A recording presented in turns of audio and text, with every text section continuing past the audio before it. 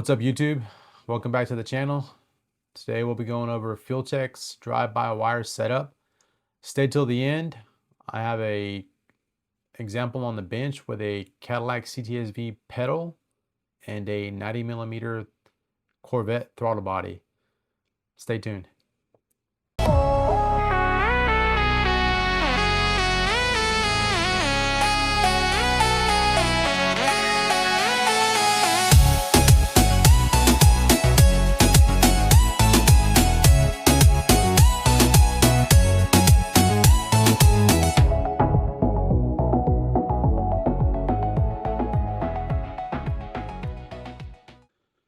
So in the software, you'll go to engine settings, pedal, throttle, and FuelTech already has some predefined throttle bodies available.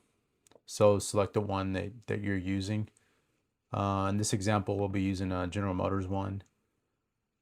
They have Denso ones in here, Delphi, Famoco, Hitachi, Honda.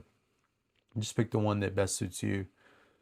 Nick Williams one. If they don't have the throttle body available in the predefined section, you can send them your throttle body and they can give you some calibrations when they send it back.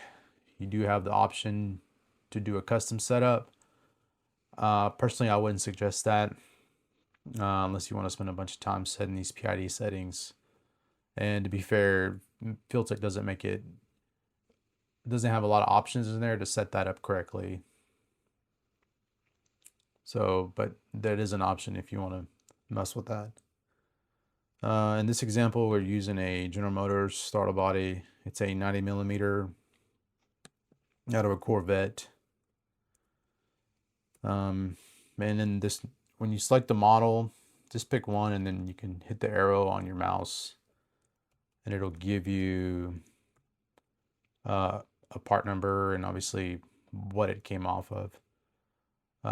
This one is this part number matched closely to ours. It says it's an 88mm.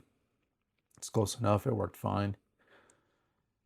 So once we select that, then we can pick throttle speed. I just selected normal for this example. Now you do have an option of picking linear, and it gives you a description on the help section of what linear is. It's just recommended for street cars. Tells you what progressive is and aggressive under the help section on the side. If you pick custom,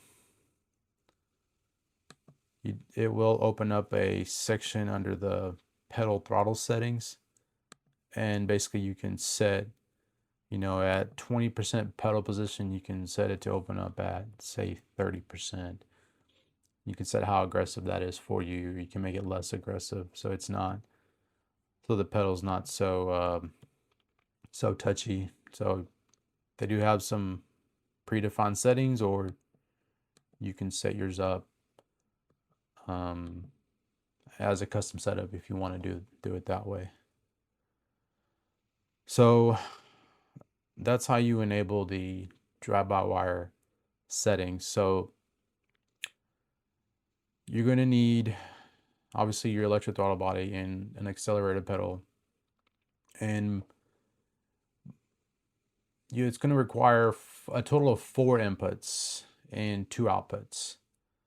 So on the pedal position, you'll have 2 inputs going in, APP1 and APP2. So pedal 1 and pedal 2 is how FuelTech, that's what they call it. So in my example here, I have pedal 1 on input 8, and then pedal 2, which is APP2, on pedal 2. On input 2, I'm sorry. And then as far as on the throttle body side, I have throttle 1A and throttle 1B. So those are your 4 total inputs. And you can look at the wiring diagram. In this example, this is an FT500. We have,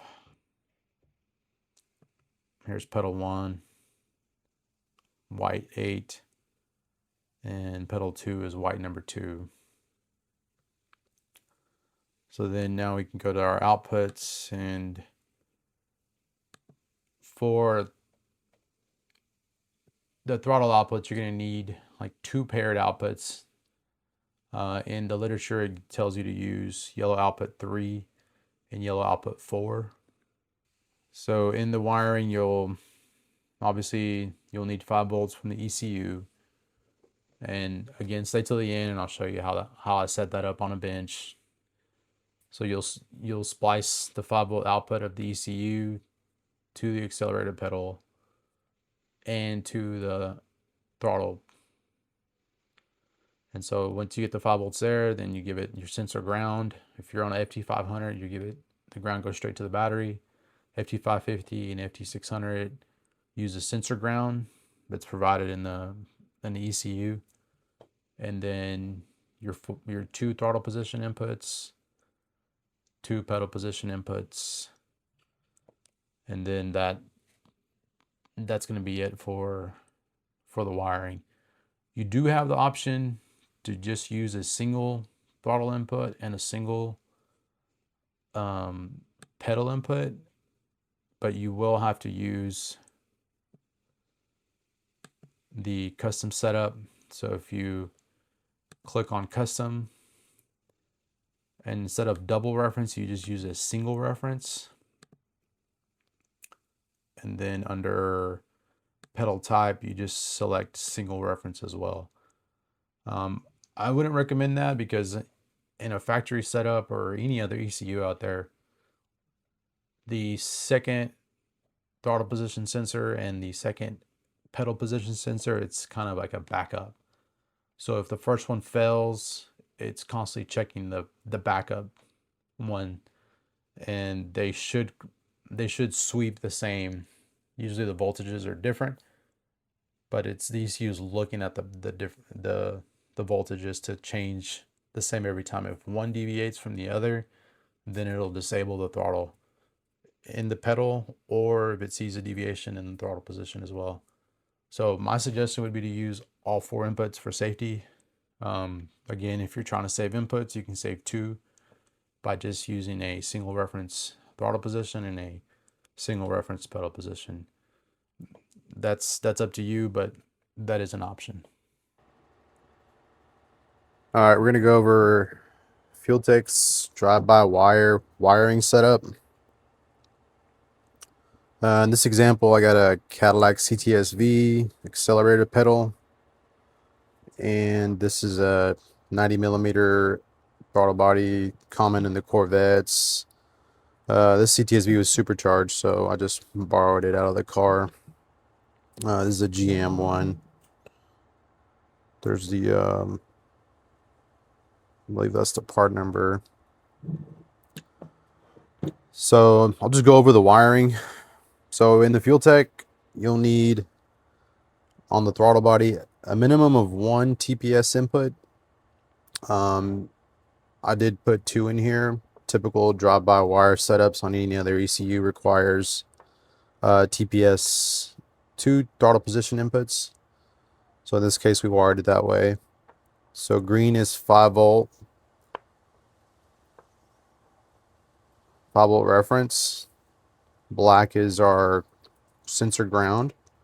This is on the FT500, so this is going straight to the battery. I think you have a sensor ground on the FT550s and FT600s. 2 inputs. So this is TPS 1 and TPS 2 is this one.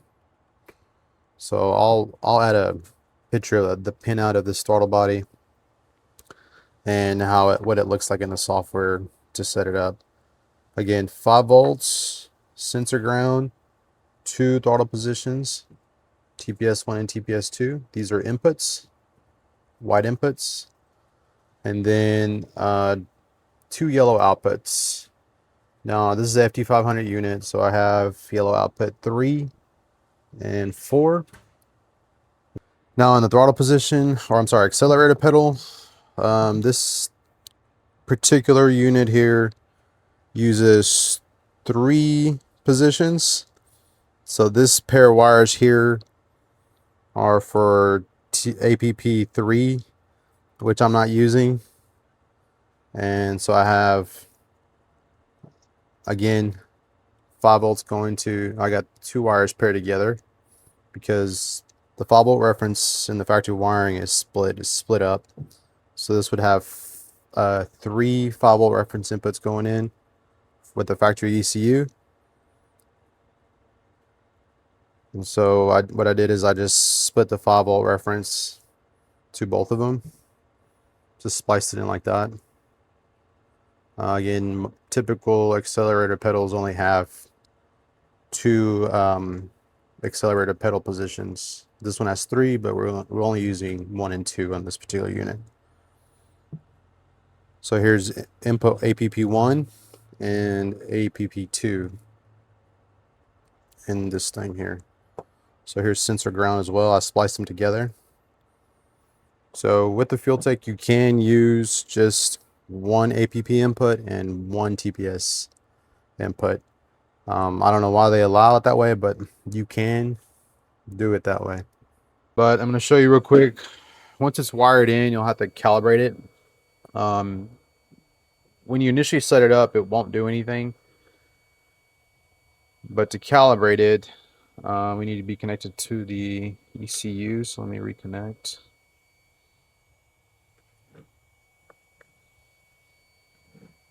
And we go under TPS pedal. And it's showing both pedal 1 and pedal 2 in here. So you'll calibrate the 0 with the throttle not set initially.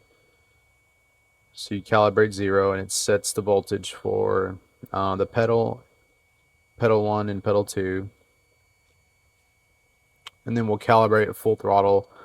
So since it's kind of hard to do with one hand, but you hold it all the way and with your foot on the pedal. Obviously this will be in a car, and you'll hit calibrate 100. And once that's done, it's going to go through a calibration process. So hit save and watch how it goes through its calibration. And once it's complete, it'll say TPS pedal calibration successful. And that's it. So this is if you're using 2 accelerator pedal inputs and 2 TPS inputs. Let's see if I can actuate this with one hand and then recording.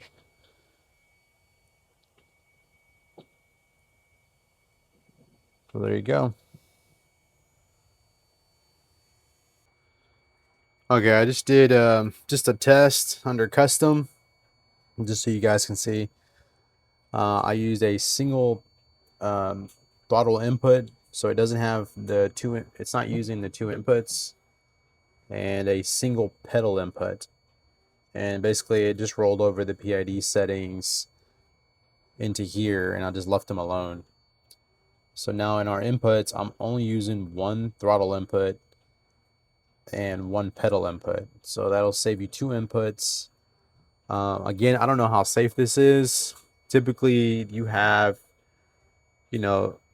multiple pedal inputs and multiple throttle inputs as a safety. So if one deviates from the other, it'll disable the throttle body and close it. And it's kind of like a backup. Usually some ECUs call it one main and one's a backup, and it's a safety.